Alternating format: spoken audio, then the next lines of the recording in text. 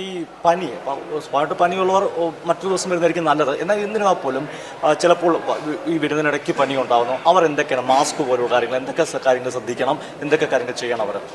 ഇതിനകത്ത് ഏറ്റവും സത്യം പറഞ്ഞാൽ ഏറ്റവും പ്രയോജനപ്രദമായ കാര്യങ്ങൾ മാസ്ക് ഉപയോഗിക്കുക എന്നുള്ളതാണ്.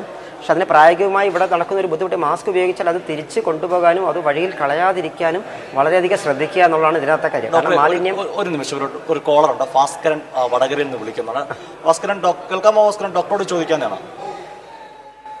Hello sir. ഹലോ ഹലോ, പറഞ്ഞോളൂ. ഭാസ്കരൻ പറഞ്ഞോളൂ, കേൾക്കാം. ഹലോ സർ, ഞാൻ ഒരു ബ്ലഡ് ക്യാൻസർ രോഗിയാണ്. ഞാൻ ഡെയിലി രാത്രി ഗുളിക കഴിക്കുന്ന ആളാണ്. അപ്പോ ഞാൻ ഡിസംബർ 14 മലക്ക് വരാൻ വേണ്ടിയിട്ട് ഓൺലൈനിൽ ബുക്ക് ചെയ്തത്.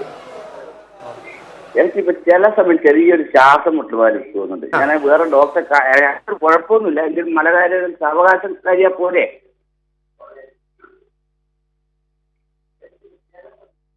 രണ്ട് കാര്യങ്ങളാണ് നിങ്ങൾക്ക് ഈ അസുഖം ഉള്ളപ്പോൾ. ഒന്ന്, മരുന്ന് മുടക്കരുതെന്നുള്ളതും മരുന്ന് കഴിക്കാനുള്ളത് കൊണ്ടുവരണം എന്നുള്ളതും പ്രധാനം.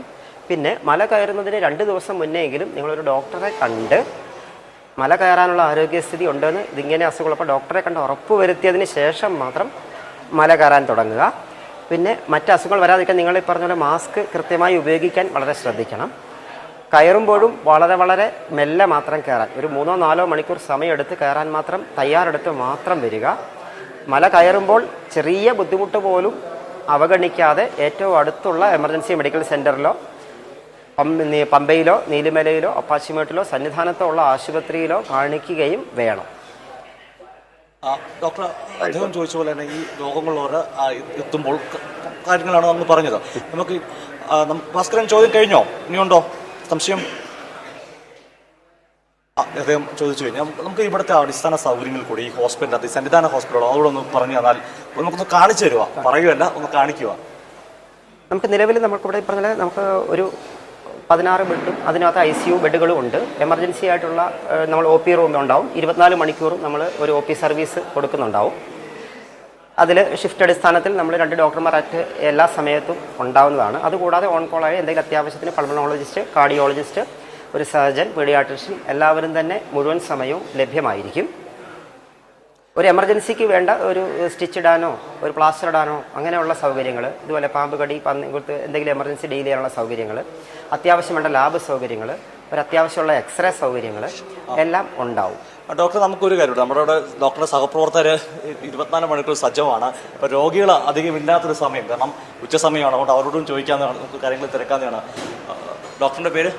അരുൺ എന്ന പേര്. ഡോക്ടർ ഏത് സ്പെഷ്യലിസ്റ്റ്? ഓർത്തോ. നമ്മളതാണ് ഇപ്പോൾ ഓർത്തോയുണ്ട് ഇവിടെ. അടുത്ത ആളോട് ചോദിക്കാനാണ്. ഡോക്ടറിൻ്റെ പേര്? ഡോക്ടർ കിരൺ. ഞാൻ ശ്വാസകോശത്തിലെ മെഡിക്കൽ കോളേജിലെ ഡോക്ടർ. ഇത് കോട്ടയം മെഡിക്കൽ കോളേജാണോ? അല്ല, കൊല്ലം മെഡിക്കൽ കോളേജ്. ഡോക്ടറാണ് ചോദിച്ചേക്കാം, ഈ ശ്വാസകോശ രോഗങ്ങളായി വരുത്തുന്നവരെ എന്തൊക്കെയാണ് ശ്രദ്ധിക്കേണ്ടത്? ഒന്ന്, പ്രത്യേകിച്ച് ഇപ്പോൾ ഈ പനി സമയമുള്ളതുകൊണ്ട്, ഈ തണുപ്പ് സമയമായതുകൊണ്ട് എല്ലാവർക്കും ഒരു ജലദോഷവും ചുമയും വരുന്നുണ്ട്. ചുമ വന്നു കഴിഞ്ഞാൽ മാറാത്ത ചുമയായിട്ട് മാറാതെ നിൽക്കുന്നുണ്ട്. അപ്പോൾ പ്രത്യേകം ശ്രദ്ധിക്കേണ്ടത് ഇപ്പോൾ മാസ്ക് ഇടുന്നത് വളരെ ഉത്തമമായിരിക്കും. ഒന്നാമത് കൂട്ടം കൂടി നിൽക്കുന്ന സമയത്ത് പ്രത്യേകം ശ്രദ്ധിക്കേണ്ടത് ഒരു മാസ്കെങ്കിലും. അതുകൊണ്ടാണ് ഞാൻ മാസ്ക് ഇട്ടിരിക്കുന്നതിൻ്റെ ഉദ്ദേശം. മാതൃക കാട്ടിയിട്ടുണ്ട്. അതെ. പിന്നെ കൈ എപ്പോഴും വൃത്തിയായിട്ട് പറ്റുന്ന സമയത്തെങ്കിലും ഒന്ന് കൈ കഴുകുന്ന ശ്രദ്ധിക്കണം. പിന്നെ തുമ്മുമ്പോഴും ചുമയ്ക്കുമ്പോഴും ഒന്ന് മൂക്ക് പൊത്തുവോ അല്ലെങ്കിൽ കൈ ഒന്ന് പൊത്തിച്ച് ചുമയ്ക്കുന്നത് വളരെ നല്ലതായിരിക്കും. കഫ് എറ്റിക്കറ്റ് നമ്മൾ പറയും. ഇതാണ് നമുക്ക് പറയണം. നമുക്ക് ഓർത്തോയിലെ ഡോക്ടർക്ക് എന്താണ് ശബരിമല പറ്റുന്നല്ലോ, ഓർത്തോക്കാർക്ക് എന്താണ് പറയുന്നത്? ഇവിടെ കൂടുതൽ ഈ ഷോൾഡർ ഡിസ്ലൊക്കേഷൻ വളരെ കോമൺ ആയിട്ട് വരുന്നുണ്ട്. അത് ഈ തേങ്ങയൊക്കെ എറിയുമ്പോൾ ഡിസ്ലൊക്കേറ്റ് ചെയ്ത്, അതാണ് മോസ്റ്റ് കോമൺ ആയിട്ടുള്ളൊരു കേസ്. പിന്നെ വീണിട്ട് ചെറിയ ഫ്രാക്ചറുകളൊക്കെ വരാറുണ്ട്. ഡോക്ടർ, ഒരു നിമിഷം, നമുക്ക് ഡോക്ടർക്ക് കോൾ എഴുതാം. ഡോക്ടറെ, കായംകുളത്തുനിന്ന് രാജി വിളിക്കുന്നുണ്ട്. രാജി ഡോക്ടറോട് നേരിട്ട് ചോദിക്കാനാണ്. ചോദിച്ചോളൂ.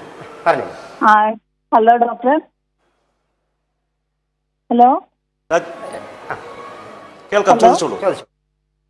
ഡോക്ടറെ, എന്റെ ഭർത്താവിന് ശബരിമല വരാനാ ഡോക്ടറെ. എന്നൊരു പുള്ളിക്ക് ഹാർട്ടിന് പ്രശ്നമുള്ള ആളാണ്. അപ്പം മല കയറുന്നതിന് കുഴപ്പമുണ്ടോ ഡോക്ടറെ? അറ്റാക്ക് വന്ന ആളാ, മരുന്ന് വെച്ചുകൊണ്ടിരിക്കുക. അറ്റാക്ക് വന്ന ആളാണ്. അപ്പോൾ നിങ്ങൾ മല കയറുന്നതിന് ഒരു 2 ദിവസം മുന്നേ അടുത്തുള്ളൊരു കാർഡിയോളജിസ്റ്റിനെയോ ഫിസിഷ്യനെയോ കാണിച്ച് അദ്ദേഹത്തിന് മല കയറാനുള്ള ആരോഗ്യമുണ്ടെന്ന് ഉറപ്പ് വരുത്തിയതിന് മാത്രം കയറുക. കാരണം നമുക്ക് ഹാർട്ട് അറ്റാക്ക് വരുമ്പോൾ എനിക്ക് അതിൻ്റെ ഡീറ്റെയിൽസ് അറിയില്ല.